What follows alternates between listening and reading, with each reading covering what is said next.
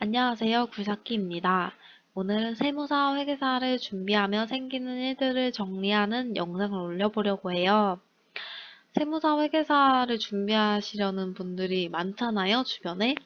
세무 일을 하다 보면은 현실적으로 일어날 수 있는 상황들을 여러분께 알려드리고 싶어서 영상을 올리게 됐고, 시험을 준비하기 전에 이런 것들을 알고 준비하면 더 좋을 것 같아서 영상을 찍어 보았습니다. 크게 네 가지로 나눠 보았는데요. 첫 번째는 토익 지옥, 두 번째는 돈, 세 번째는 합격 못할 경우의 수, 네 번째는 환경 분위기입니다. 첫 번째 토익 지옥입니다.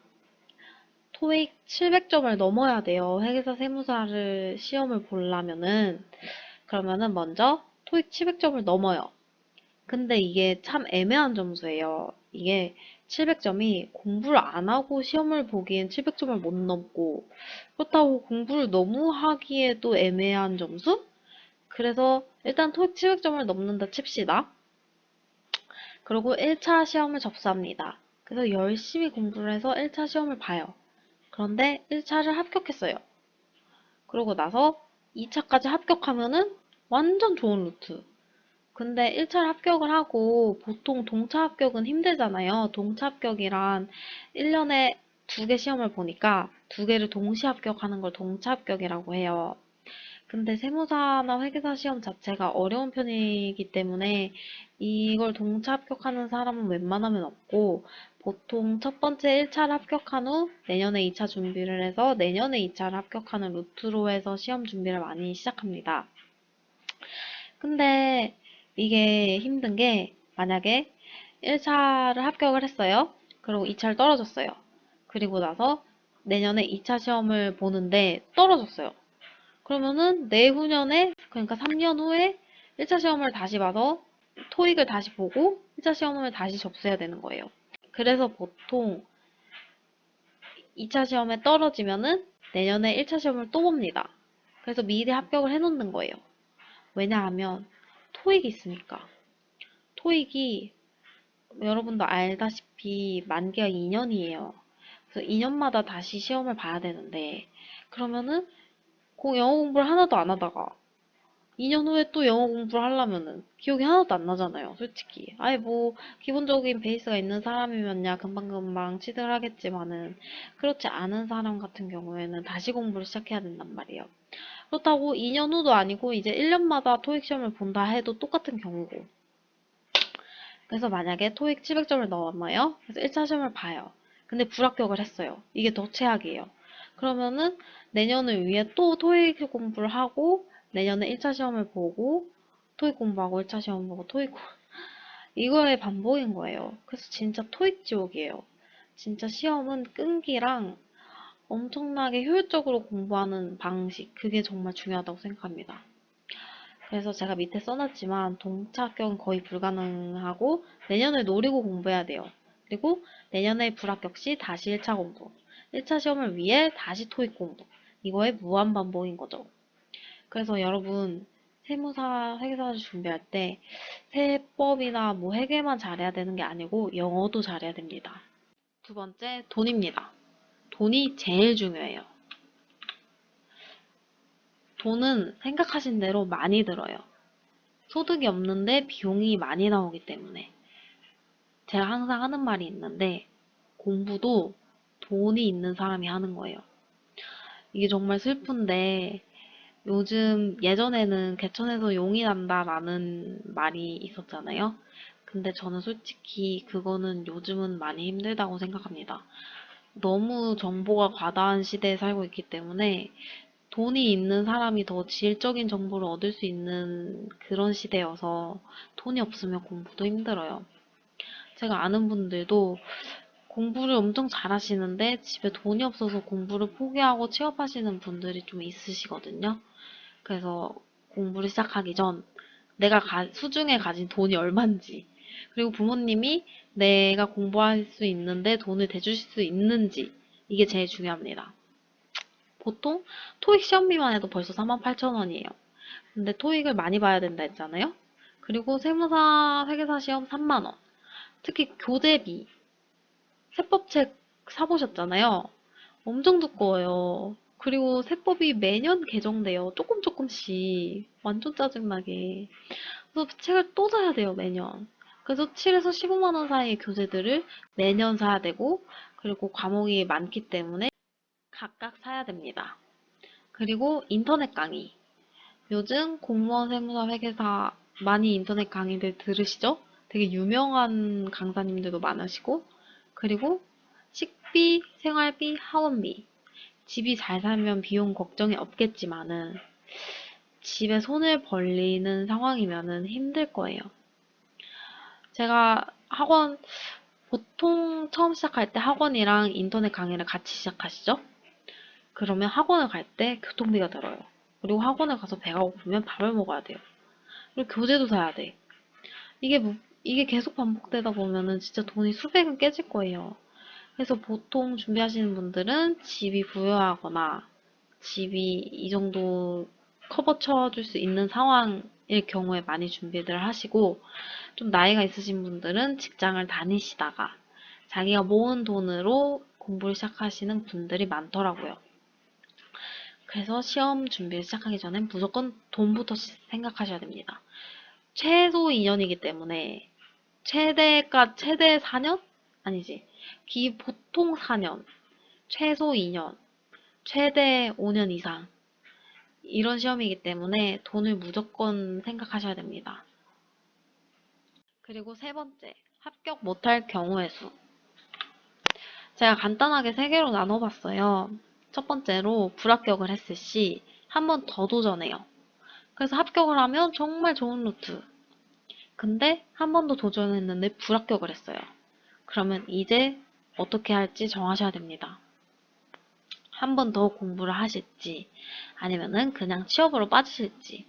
취업으로 빠진다면은 자기가 그래도 세무사나 회계사 같은 경우는 좀 깊이 있는 공부를 하기 때문에 좀 전문적인 지식을 가지게 된단 말이에요. 그래서 보통 세무회계사무실 법인으로 취업을 하시거나 아니면은 회계나 경리 쪽 일반 기업으로 많이 빠지시더라고요. 그리고 1차만 합격했을 시 편입을 하는 방법도 있습니다. 제가 알기로는 중앙대나 뭐 좀 이름 있는 대학교들은 세무사나 회계사 시험을 합격을 하면은 편입을 할 수 있는 기회를 주는 데가 있어요. 이게 좀 요즘 많이 줄었다고는 들었는데 제가 대학교를 다닐 때만 해도 이런 케이스가 있어서 1차를 합격하고 편입을 해서 세무사나 회계 준비반에 들어가서 최종 합격을 하시는 분들도 있으셨고, 아니면은 그냥 1차 합격하면은 계속 꾸준히 나는 그냥 자격증만 따면 된다 하시는 분들은 계속 준비를 하시더라고요. 그리고 네 번째, 환경과 분위기. 환경과 분위기를 제가 말하는 이유는 이게 정말 엄청 좀 힘든 그게 돼요.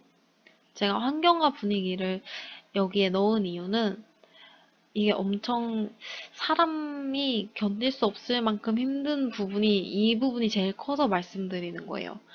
뭐 첫 번째로 이제 뭐 학교를 다니면서 준비하시는 분들도 있고 대학교를 졸업하자마자 준비를 하시는 분들도 있습니다.